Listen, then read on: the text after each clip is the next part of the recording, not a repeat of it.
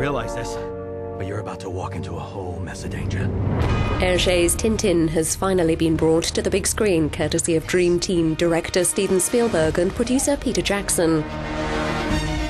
The computer-animated film uses performance capture technology to create cartoon versions of Jamie Bell, Tintin, Andy Serkis, Daniel Craig and Simon Pegg.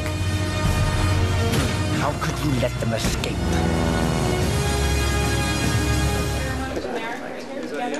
Although a household name in Europe, Tintin's not so well known in the US. Well, I don't know, except I'd never heard of Tintin before. A French critic compared Raiders of the Lost Ark to something called The Adventures of Tintin by Hergé. I didn't know what that was. I got a book. I read it for the first time in French. Don't read French, but I follow the pictures.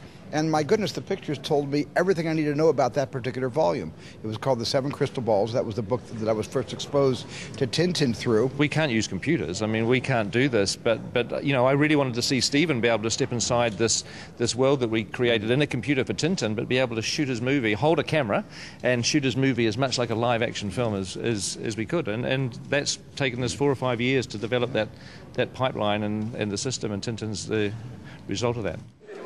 It was Spielberg's first venture into the virtual world of performance capture, which Jackson used to create Gollum in Lord of the Rings. In the early stages, when they were collaborating over previs and putting the animatics together and how they were going to literally storyboard the whole thing, they were doing that, from Stephen in LA and Peter in New Zealand, and just having hours of chatting to each other and literally bouncing ideas off each other, and that's a wonderful way to work. To have two such high-profile visionary directors have that ability to be that generous towards each other is it's a real lesson to everyone. The Adventures of Tintin goes on general release in the UK at the end of the month.